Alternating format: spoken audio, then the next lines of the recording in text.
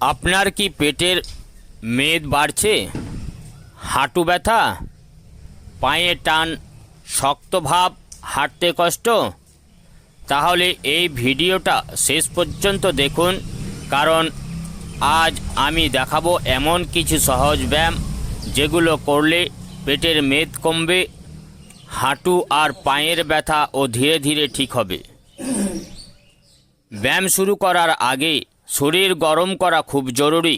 এতে হাঁটু ও পায়ের ইনজুরি হওয়ার ঝুঁকি কমে। হালকা হাঁটা, জায়গায় দাঁড়িয়ে হাঁটা, পা সামনে পিছনে নাড়ানো, রক্ত সঞ্চালন বাড়ে, ব্যথা কমার প্রস্তুতি নেই।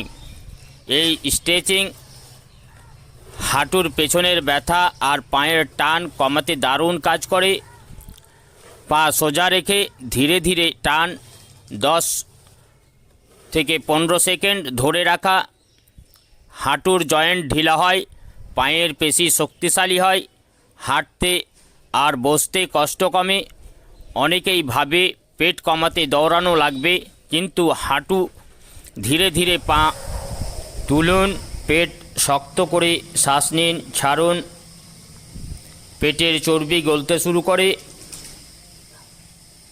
আর পেট মজবুত হয়, হাঁটুতে চাপ পড়ে না। এই ব্যায়ামগুলো বানানো হাঁটু ব্যথা যাদের, বিশেষ করে তাদের জন্য। চেয়ার বা দেওয়ালে সাপোর্ট নিয়ে ব্যায়াম ধীরে ধীরে কন্ট্রোল করে মুভমেন্ট। হাঁটু ব্যথা ধীরে ধীরে কমে, জয়েন্ট লুব্রিকেশন বাড়িয়ে ভবিষ্যতে হাঁটু নষ্ট হওয়া রোধ করে। শেষে শরীরকে রিল্যাক্স করা খুব জরুরি। গভীর শ্বাস, পা ও হাঁটু ঝাঁকানো, ব্যথা কমে, শরীর হালকা লাগে, মানসিক চাপ কমে।